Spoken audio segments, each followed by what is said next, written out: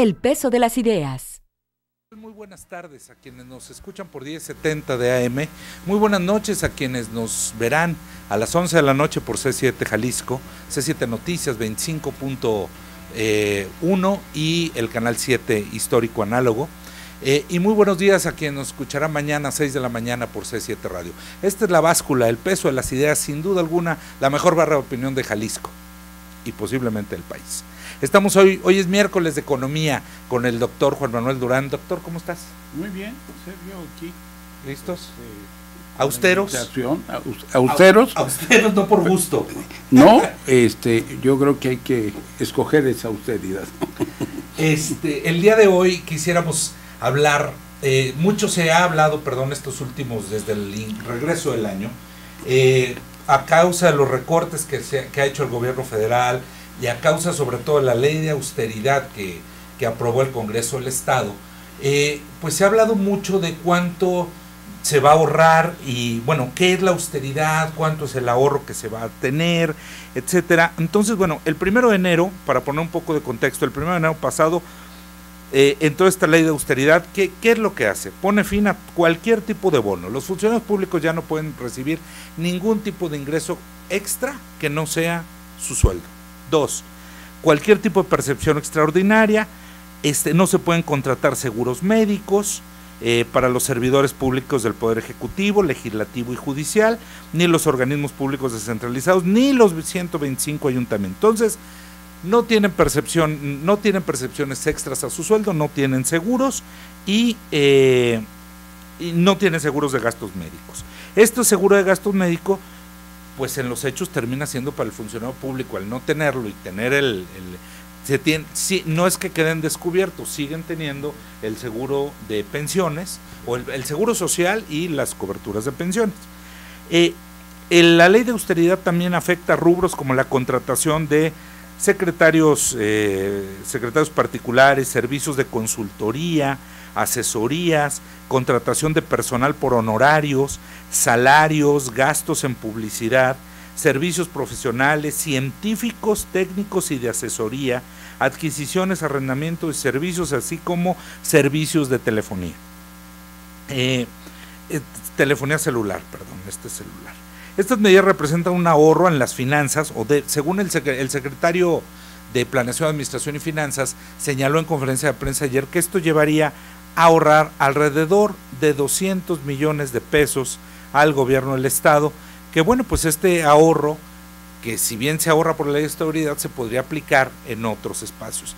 Y aquí, doctor, en este primer bloque, a reserva de hablar de 3 temas en concreto, los siguientes: de la austeridad y el impacto que habría en la parte de la publicidad gubernamental, en la parte de la justicia, cuando el Supremo Tribunal de Justicia se opuso legalmente a esta ley de austeridad, y sobre todo la parte de la educación, la Universidad de Guadalajara, si no lo ha hecho, está por hacerlo, también de inconformarse legalmente, presentar algún recurso y ver si no nos sale más caro el caldo que las albóndigas, si no por estar ahorrando en algunas cosas en materia educativa y en materia de justicia, vamos a terminar suspendiendo proyectos o teniendo que hacer otro tipo de gastos o sacrificando personas e investigaciones en estos casos.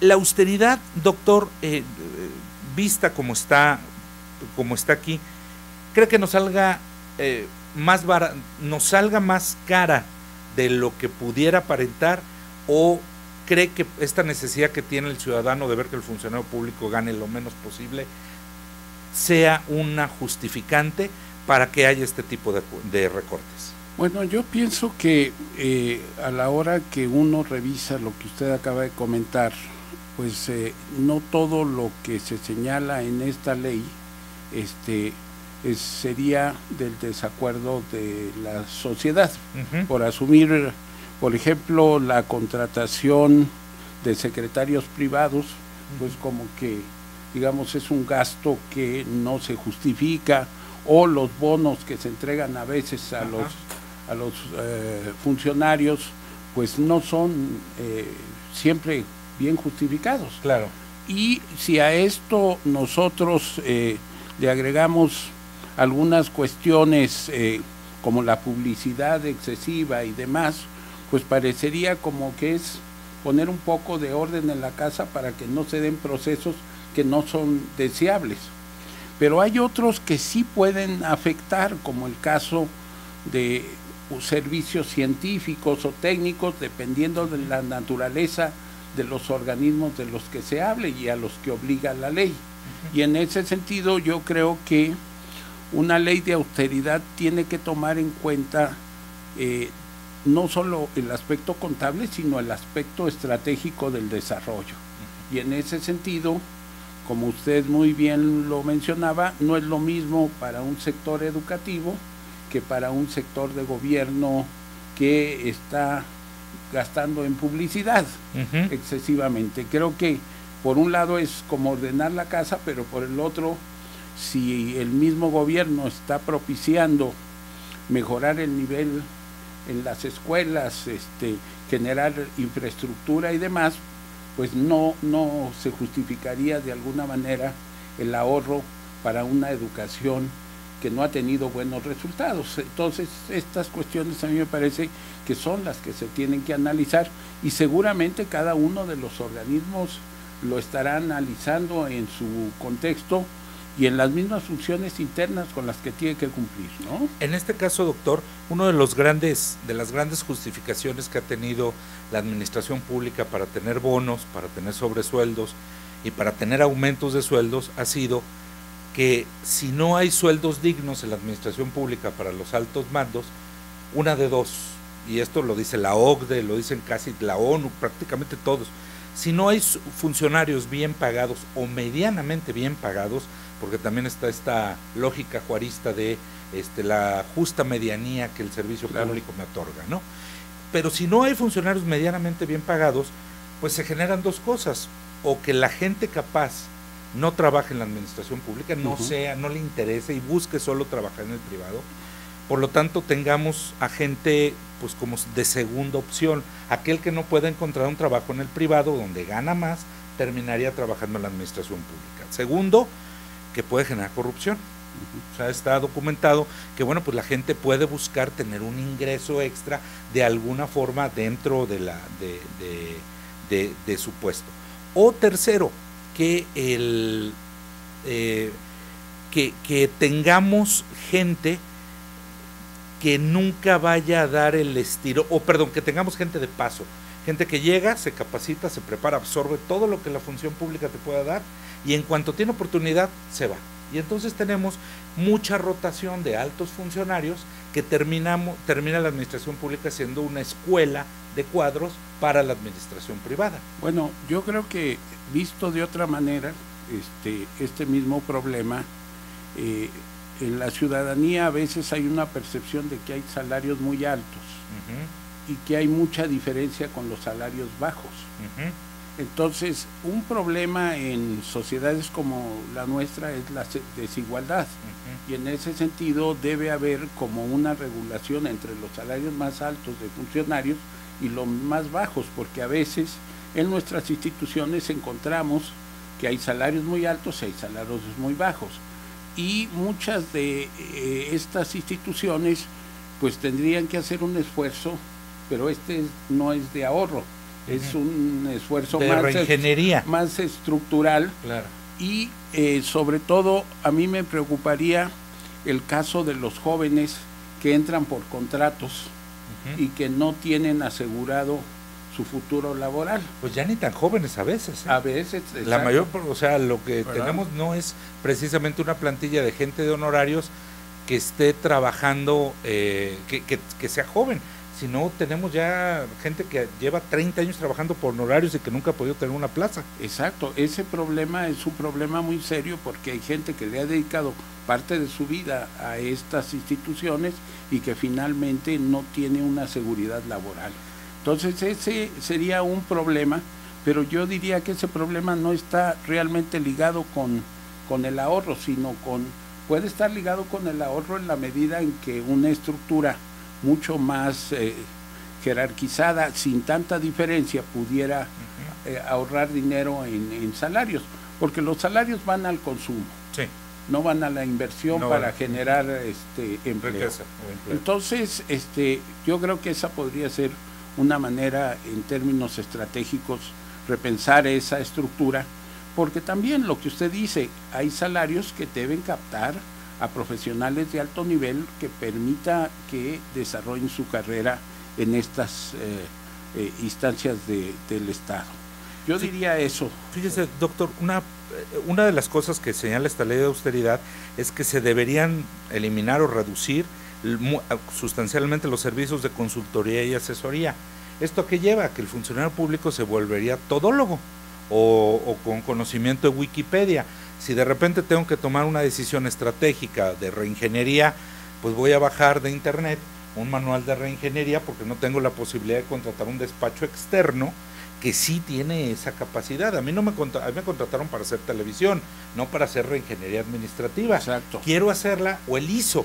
Exacto. Nosotros nos certificamos en ISO en beneficio de la ciudadanía. Hoy que no puedo contratar a quien me ayuda a hacer el ISO, es posible que pierda el ISO. O un contrato de contadores externos que revisa... Para la contabilidad gubernamental que hoy tiene que estar homologada, ¿no? Exactamente. Entonces, yo creo, vámonos si quiere, doctor, tenemos que irnos a una pausa y vamos a regresar con este tema que es muy sensible para la sociedad, la publicidad gubernamental. O sea, ahí es de los temas que sí parece que está justificado el tema. Regresamos en un minuto a La Báscula, el peso de las ideas con el doctor Juan Manuel Durán. Hoy es miércoles de economía, no le cambies.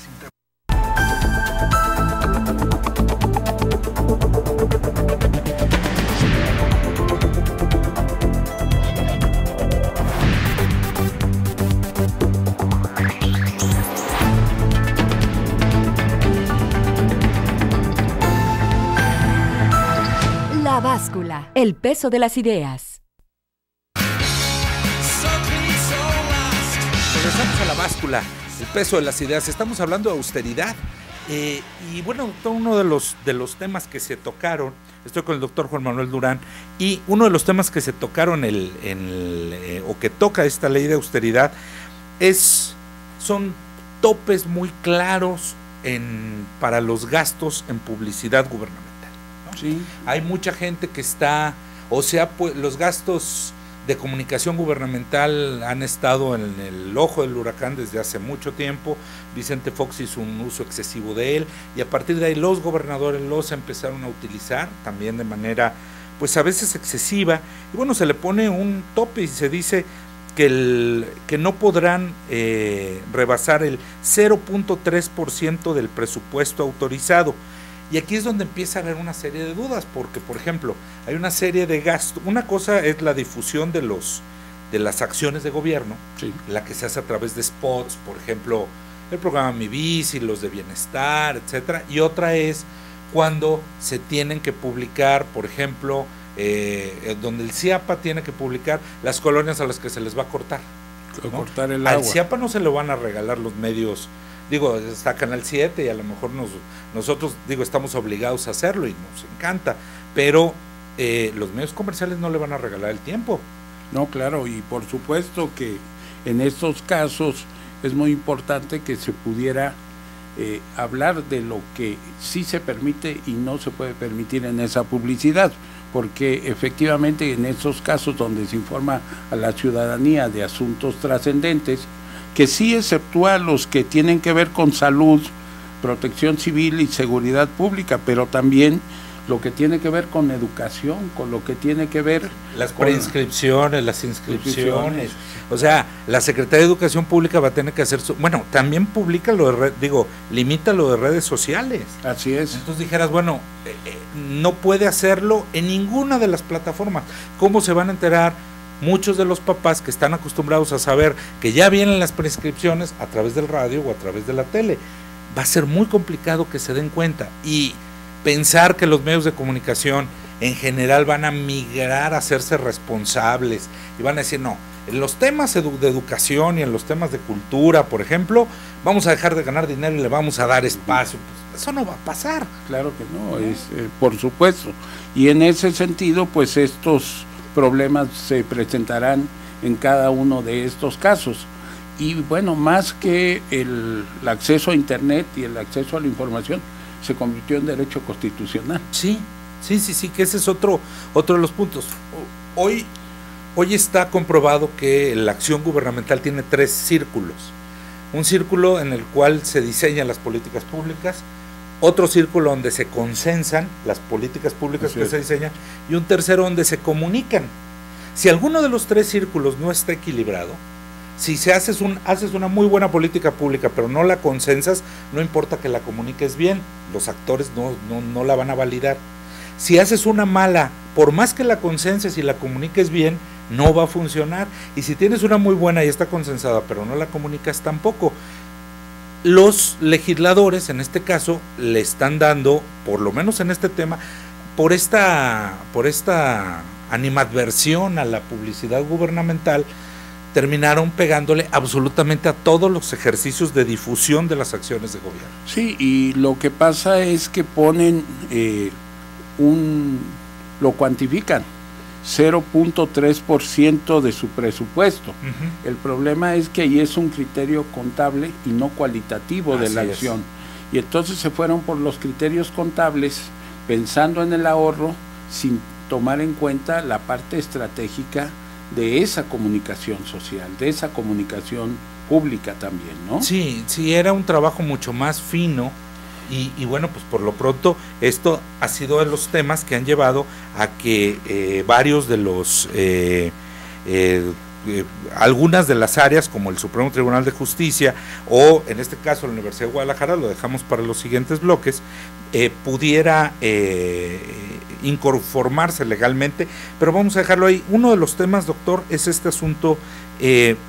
Dice, el artículo 13 de la Ley de Austeridad señala: los gastos en publicidad y comunicación de los sujetos obligados por conceptos de tiempos en radio y televisión, pautas, internet y redes sociales, así como los espacios en prensa escrita y cualquier otra erogación equivalente al acuerdo será del 0.3%. Una de las cosas que no están tomando en cuenta es que hay muchos medios de comunicación que sus gastos de operación los sacan con la publicidad gubernamental.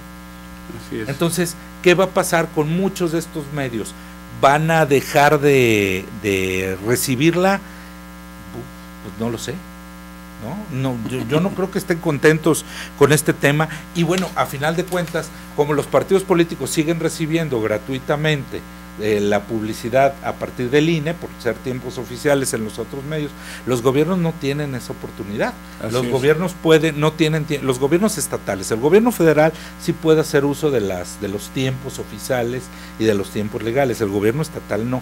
El gobierno estatal solamente lo puede hacer a través para eso tiene un canal de televisión, el Sistema Jalisciense Radio y Televisión. La universidad tiene el canal 44 y tiene el Sistema Universitario de Radio y Televisión. Así es, porque cumplen funciones. En el caso de la universidad es una función sustantiva, la difusión cultural. La difusión cultural. Y la difusión científica, pues son funciones sustantivas, a las cuales no se puede sustraer la institución.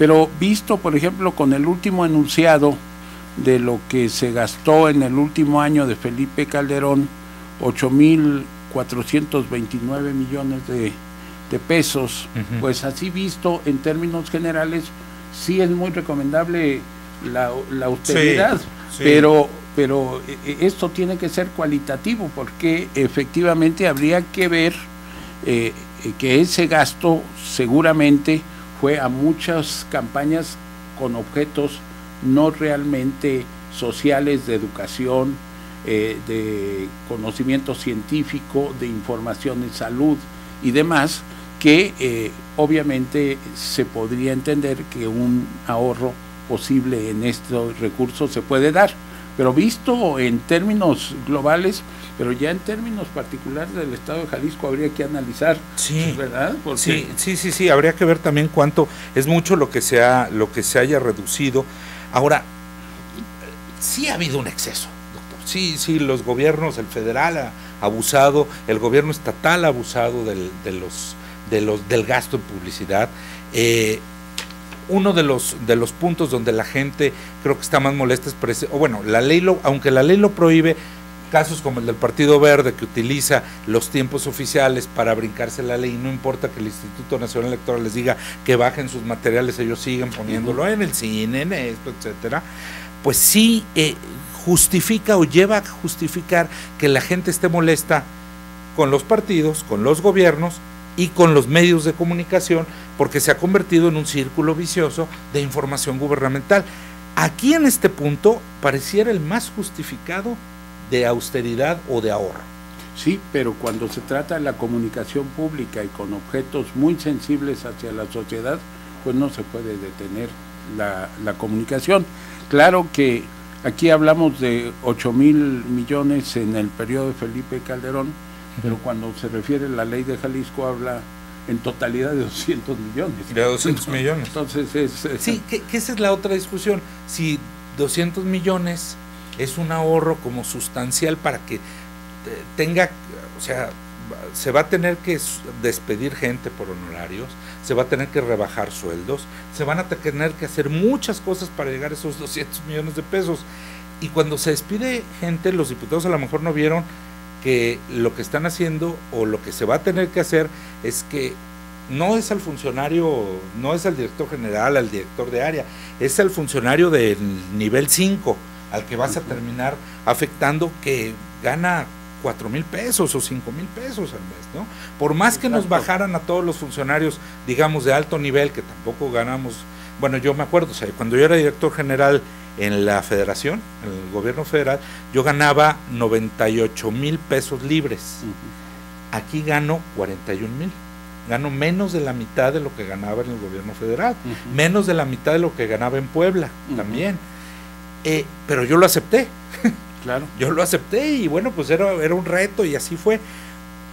Aquí yo lo que creo es que en la parte, por lo menos en la parte de los medios de comunicación, fue una salida fácil, pero va a tener mucho impacto en la acción gubernamental, porque los medios sí no se van a quedar callados ni van a estar tan contentos con que les puedan decir, bueno, pues es que hay esta ley.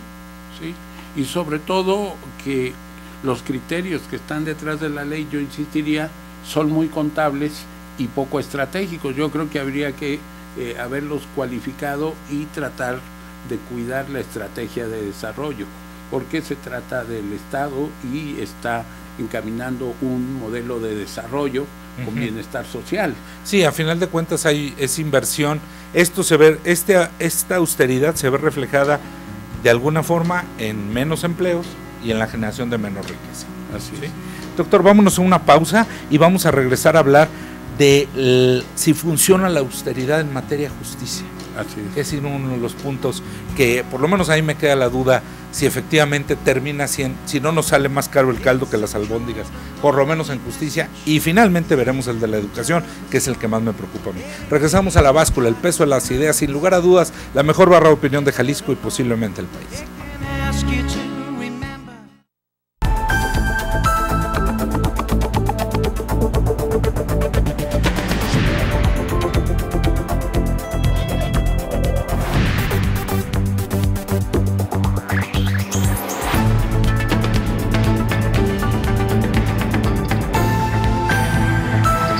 La Báscula, el peso de las ideas.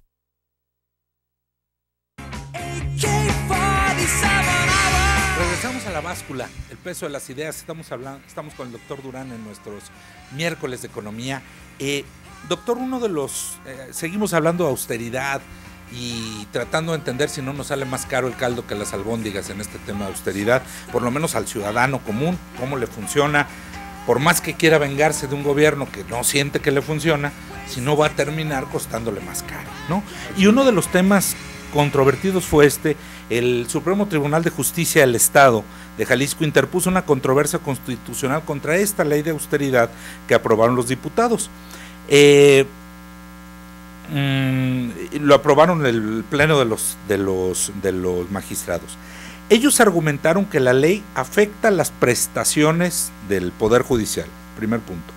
Desalienta las propuestas de un incremento salarial. O sea, aquí hay que tomar un asunto básico. La economía, la inflación siempre hace que las cosas estén más caras. Entonces, cada año hay que tener un pequeño aumento, o eso dice la teoría, para que la inflación, para que tu salario siga siendo el mismo y tu nivel adquisitivo sea el mismo. Sí. Si sube la inflación y no sube tu salario de hecho está disminuyendo, ¿no? Sí, está disminuyendo el poder adquisitivo. El poder adquisitivo. Entonces dice el tribunal, afecta sus prestaciones, desalienta las propuestas de incremento, obliga a renunciar al seguro de gastos médicos mayores. Ellos tienen seguro social, pero bueno, tenían su seguro de gastos médicos mayores. Los ata para decidir sobre la contratación de su personal, es decir, pues ya no van a tener un margen para decir me quedo con este o con este, sino casi con el que quiera trabajar por el sueldo que se les está otorgando. Estos argumentos, doctor, no fueron válidos, no fueron suficientes para la Corte. Para la Suprema Corte de Justicia de la Nación no, porque pues uno lee los argumentos que usted acaba de comentar y se están más ligados a las prestaciones donde pues aparentemente hay salarios altos, porque cada magistrado del Poder Judicial cobró 2.207.000 pesos.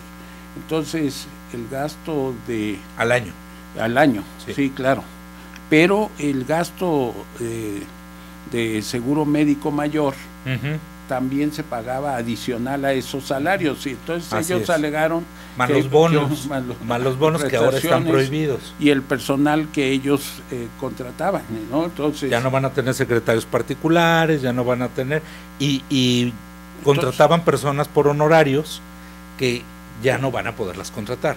A mí me parece que los argumentos, si hubieran sido la aplicación del derecho, porque los derechos han cambiado mucho, yo no soy especialista para decir los argumentos a los magistrados del Supremo Tribunal, pero el asunto de los juicios, los juicios orales, todos los que tienen que ver con las modificaciones a las leyes que están obligando también a las propias universidades a replantear sus planes de estudio, implica una adecuación muy importante para cumplir con la justicia, y yo creo que esos serían los argumentos principales, el hecho de poder lograr mejorar la impartición de justicia, y eso podría justificar, yo creo que los argumentos, siempre y cuando el centro fuera la aplicación de la justicia.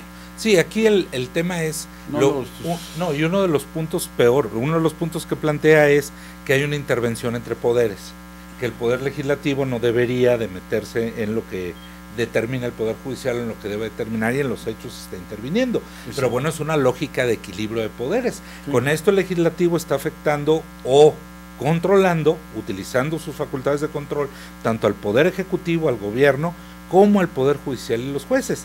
Así es. Es un hecho, una de las cosas que decíamos al principio, doctor, es que uno de los argumentos de la burocracia para tener sueldos importantes es que tener un sueldo importante limita la corrupción. Pues sin embargo, en el caso del Poder Judicial, pues sí, la percepción al menos, no digo sin atacar a nadie, pero la percepción al menos que no tenemos un Poder Judicial, que los jueces y el aparato de impartición de justicia no es precisamente el más honesto. No, y el otro asunto es que salarios tan altos con los salarios mínimos, pues hay una desigualdad enorme, y en ese sentido pues se necesitan también modular esos salarios, sin duda. Cada magistrado gana casi 200,000 pesos al mes de sueldo. Así es. De sueldo. O sea, es un sueldo importante. Bueno, ellos se quieren comparar con los ministros de la Corte que ganan 500, ¿no? Pero ganar 200,000 pesos al mes, bueno, este es un sueldo para ganar 200,000 pesos al mes en Jalisco, se necesitaría como sueldo, se necesitaría formar parte del equipo directivo de una de las 5 o 6 grandes empresas. O sea, yo no creo que el director general de Solectrón gane 190,000 pesos al mes. O sea, ese es el sueldo en Ciudad de México de un alto ejecutivo de empresa. El director de finanzas, de Procter & Gamble, ¿sí?, debe estar ganando 200,000 pesos al mes. Así es, y sobre todo lo que en ese esquema, pues el fin sustantivo sería la aplicación de la justicia. Sí, que ahí es lo que se está poniendo en riesgo, y creo que ahí habría que evaluar efectivamente qué sucede con el tribunal. Ya se inconformó y ya le dijeron que no. pero el tribunal ahora puede decir, pues como me dijeron que no, pues no hay elementos para seguir echando a andar los juicios orales. Así es. O me dan más dinero, o me permiten, o me autorizan, y echar a andar los juicios orales no solamente significa, o el sistema de justicia adversarial, no solo significa hacer los edificios, poner las cámaras, hay que capacitar a los jueces, hay que contratar personal nuevo, ¿sí? Porque durante muchos años vamos a tener los dos sistemas funcionando en paralelo. No es que llega uno y se va el sistema escrito, el acusatorio, perdón, el inquisitorio. Durante mucho tiempo vamos a tener los dos funcionando, en lo que va uno disminuyendo. Y estos del inquisitorio, el histórico, no forzosamente se van a pasar para acá. Entonces mucha gente va a retirarse, hay un proceso de transformación que está viviendo el Poder Judicial muy complicado, en el cual esta ley de austeridad pues lo limita realmente. Por ejemplo, este asunto de no poder contratar asesorías, si tienen que hacer un proceso de reingeniería administrativa, pues ellos imparten justicia, sí. No son administradores, no son economistas, no son ¿de dónde van a sacar si no puede, o cómo lo van a hacer ellos?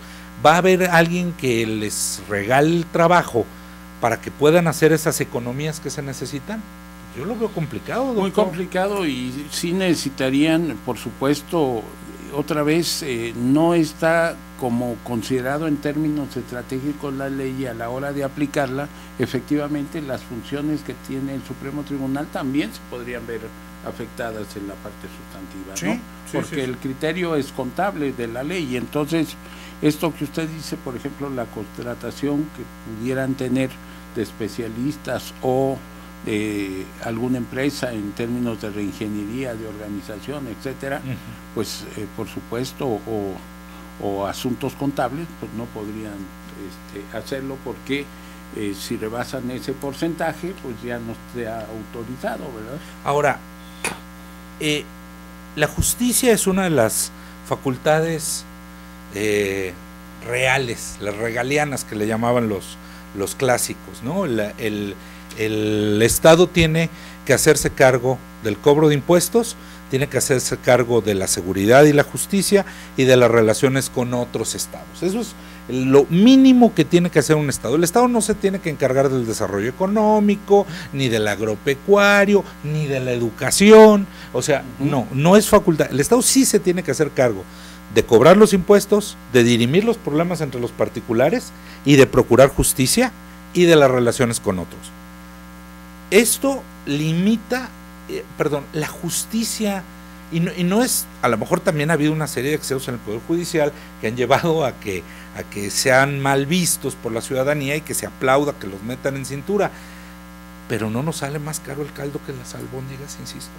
No, yo pienso que efectivamente, mientras los ahorros no sean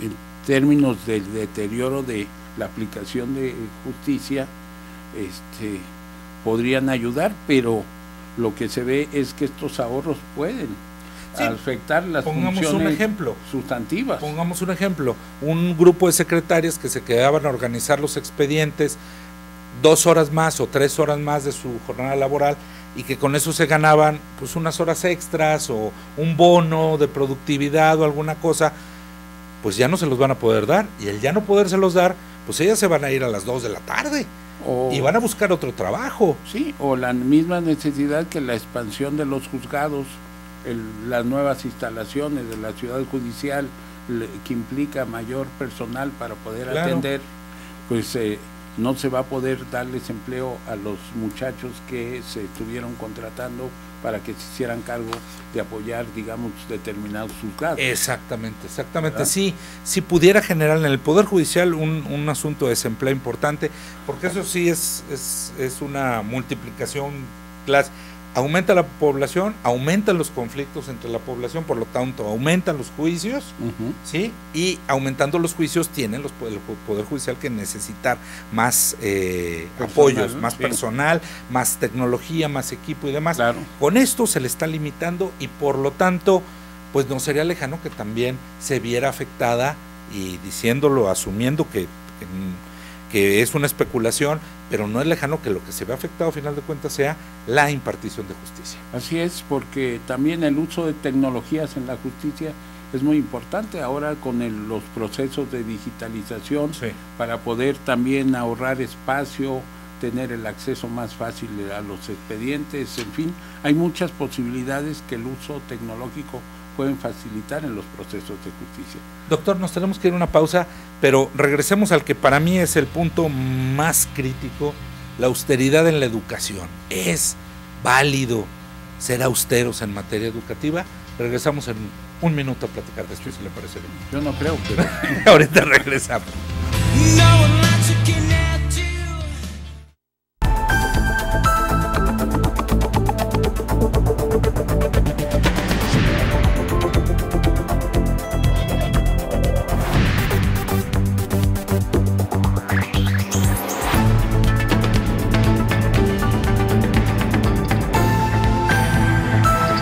La báscula, el peso de las ideas. Regresamos a la báscula, el peso de las ideas, nuestro último bloque, y yo le terminaba el anterior preguntándole al doctor Durán si es válida, justificable la austeridad en materia de educación.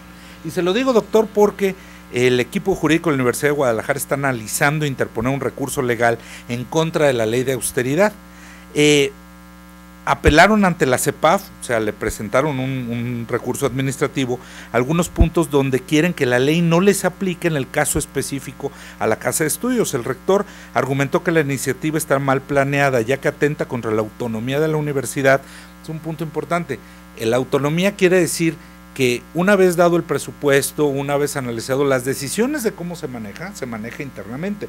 No es que la universidad haga lo que ella quiera, pero sí que puede tomar las decisiones de manera autónoma, ¿no? Así es, pues la ley de las universidades generalmente señala 3 actividades como sustantivas.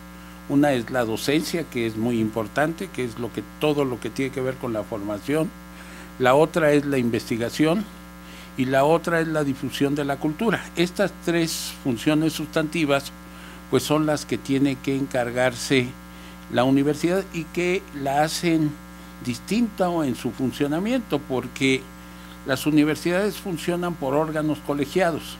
En particular, la Universidad de Guadalajara funciona a través de un esquema de centros universitarios, con consejos de los centros universitarios y un consejo general universitario.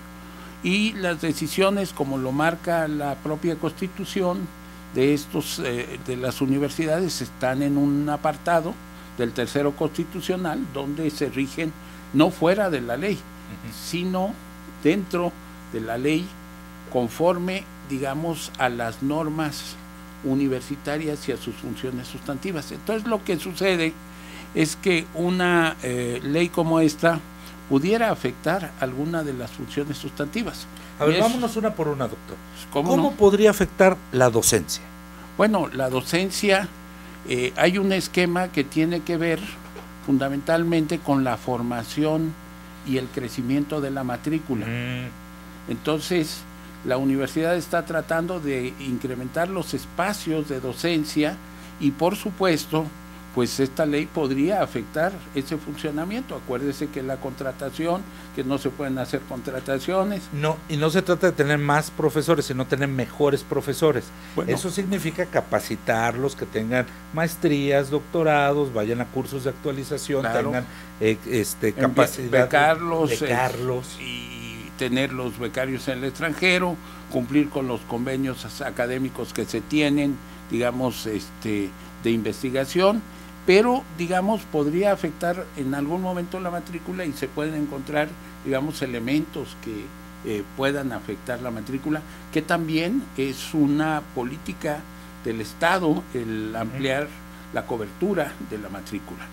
Otro asunto en la investigación, pues algunos de estos porcentajes, donde esos porcentajes sean rebasados por la universidad, pero cuyas actividades de investigación se vieran afectados, pues obviamente entra en conflicto con con esta ley. Sí, porque cada vez más la materia de investigación y desarrollo, las universidades en el mundo, pero sobre todo la Universidad de Guadalajara, tiene pues convenios de colaboración con empresas y con otras instituciones. Así es. Convenios que no son de 3 meses, de 6 meses, son convenios multianuales, porque los proyectos pueden durar 20 años, los proyectos de investigación y desarrollo, y no podemos salirle de repente a, pues no sé, a Hewlett Packard con que, ¿qué creen? Pues vamos a tener que teníamos 3 investigadores, o teníamos 6, ahora vamos a tener 2, porque la ley de austeridad nos dijo que solo podíamos contratar para este proyecto a tal porcentaje, por lo tanto, para abajo el proyecto de investigación y vamos a bajarle el nivel o se cancela. ¿Cómo quedaríamos? Sí, y proyectos muchas veces, por ejemplo, en el área de salud, que tienen que ver con enfermedades prioritarias a atender, por ejemplo, cáncer o dengue, paludismo, bueno, los trasplantes de los hospitales civiles. O sea. Sí, todos estos aspectos que tengan que ver con investigación, que pudieran quedar por arriba de ese porcentaje, afectarían a la Universidad de Guadalajara. Entonces yo sí veo muy, como muy congruente la preocupación del rector, porque el rector, de acuerdo a la ley orgánica, pues tiene esa función de cuidar el desarrollo junto con su consejo de las funciones sustantivas. Bueno, de hecho, una de las cosas que dice el rector es que con la ley tal como se quedó, no podría ejercer todo el presupuesto autorizado.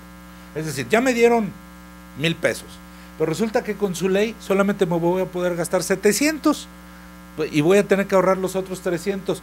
Pero el tema es que no estamos hablando de gasto superfluo, estamos hablando en gasto en educación, que si de por sí es poco, no llegamos a la inversión que nos pide la OCDE, que nos pide la ONU, en ningún gasto educativo de ningún estado del país, y meter la austeridad en este tema, pues sí pudiera meter a la universidad en un tema muy complicado, y todavía peor, es poco entendible para la comunidad universitaria, para la docencia, la investigación y desarrollo, tener el dinero y no poderlo usar.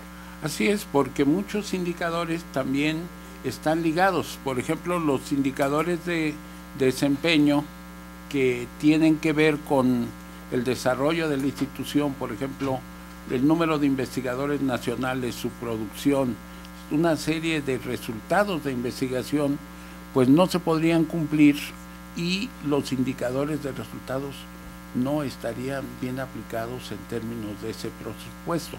Volveríamos a la lógica donde el presupuesto no está aplicado estratégicamente, porque los porcentajes de la ley aparecen más como criterios contables que como criterios de estratégico. Usted decía un tercer punto de las obligaciones de las universidades, la difusión cultural. La difusión cultural, a ver, obviamente. Déjame entenderlo, para ponerlo así claro. La universidad tiene el Festival de Cine, tiene la FIL, la Feria Internacional del Libro, y tiene una serie de eventos de difusión de la cultura permanentes. ¿Cómo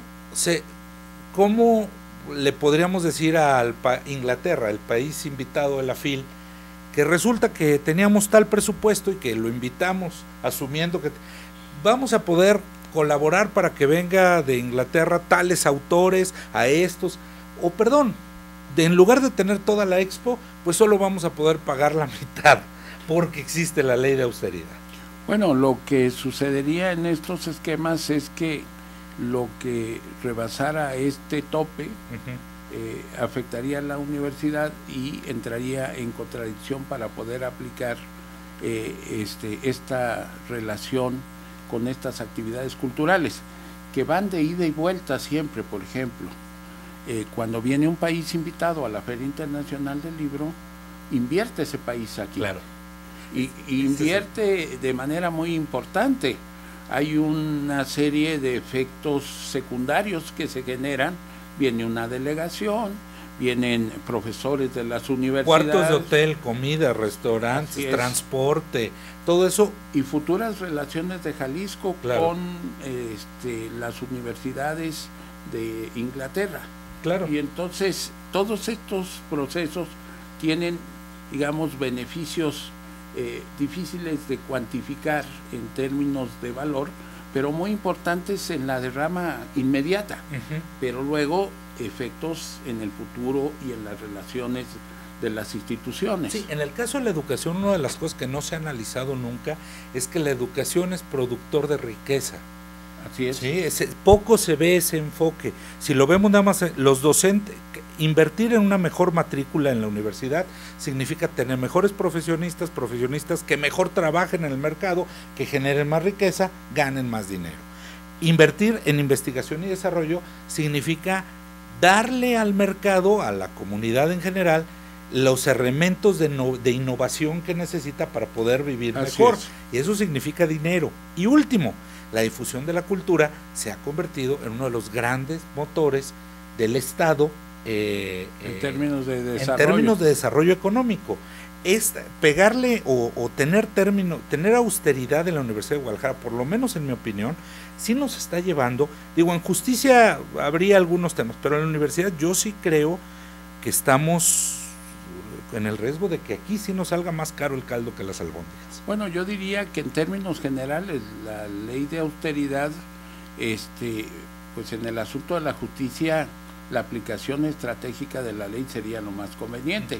En el término de la educación superior o de la educación primaria y secundaria también, es muy importante que fuera tomado en términos estratégicos, porque hay que recordar que estamos tratando de superarnos nosotros en términos de los resultados de nuestros niveles de egresados en primarias, secundarias, pero también en preparatorias y en licenciaturas, y que necesitamos tener egresados que sean, digamos, competitivos en los mercados internacionales y que puedan también acceder a cualquier universidad de cualquier país con las capacidades con los que se le forma aquí.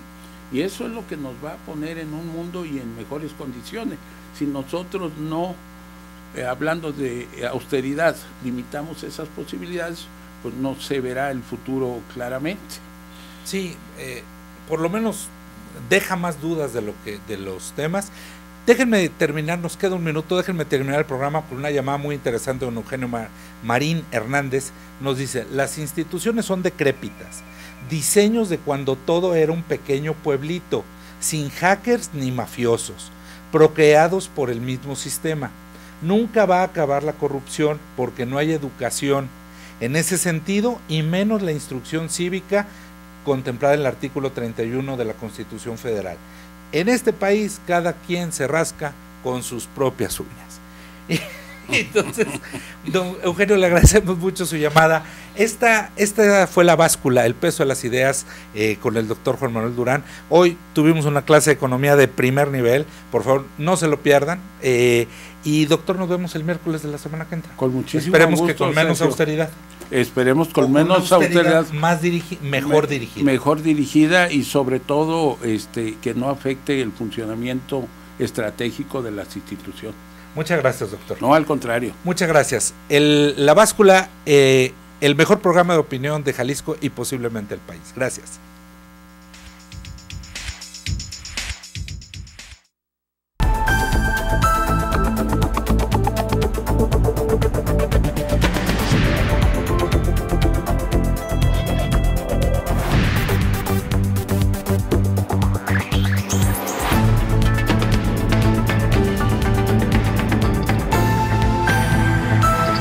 La Báscula, el peso de las ideas.